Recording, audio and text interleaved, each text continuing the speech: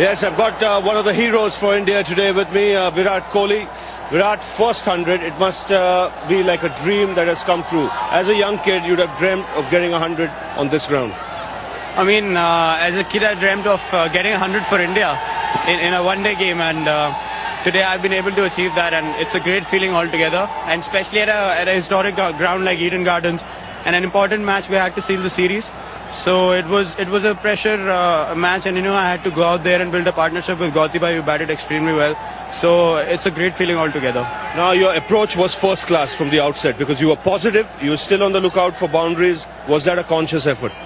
I mean, I just told myself I've been batting well for a while, and whatever ball I get on this wicket, if I get a boundary ball, I have to put it away because the outfield's quick, and I just had to put the ball in the gaps, and putting the boundary balls away was my main motive, so that we don't get under pressure, and we just stay close to how many runs we need to get in how many balls. So I mean, my main motive was to put away the boundary balls. Good to bat with someone like Gautam, calm, assured, and in tremendous form.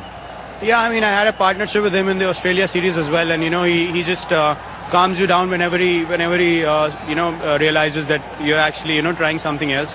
So it's always good to bat with an experienced player like him, and we all know he's a world-class player, and obviously batting with him was special. And do you think that you made a difference to the way the ball behaved off the pitch?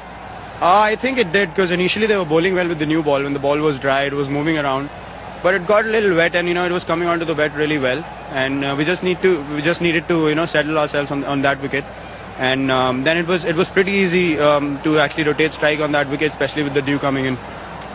It's Christmas Eve. You won the series, so the boys ready to rock tonight? Yeah, I mean, we should have a get together because it's a big series win, and it's Christmas Eve as well. So 2 reasons to celebrate, and we're looking forward to it. Well played today. Fantastic innings. Thank you so much.